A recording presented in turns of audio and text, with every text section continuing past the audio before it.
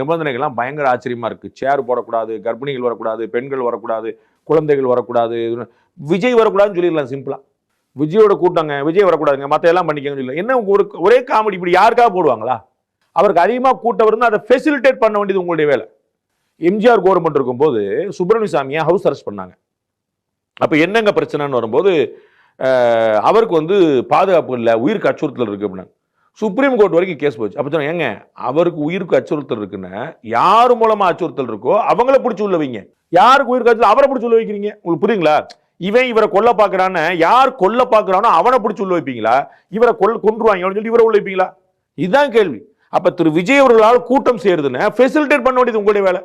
நீங்க என்ன கண்டிஷன் போடலாம்? எப்பா உள்ளரங்கு கூட்டம் போடாத, பெரிய திடலா போடு, 5 லட்சம் பேர் தாங்குற மாதிரி திடல் போடு, நீ பண்ணிக்கோ. அவர் வரக்கூடாது, இவர் வரக்கூடாது, போகக்கூடாது, நிற்கக்கூடாது, உட்காரக்கூடாது, சேர் போடக்கூடாது, பாத்ரூம் வைக்கக்கூடாது. எந்த தலைவர்கள் போட்டதில்ல, எந்த தலைவருக்கு கூட்டம் வரலன்னு நீங்க கவலைப்படுங்க. நான் சொன்ன இவ்வளவு கண்டிஷன் போடுறதுக்கு ரொம்ப சிம்பிளா விஜய் வரக்கூடாதுன்னு சொல்லுங்க. தாவேகா கூட்டம் விஜய்க்கு அனுமதி இல்லை, மற்ற எல்லாரும் வரலாம்.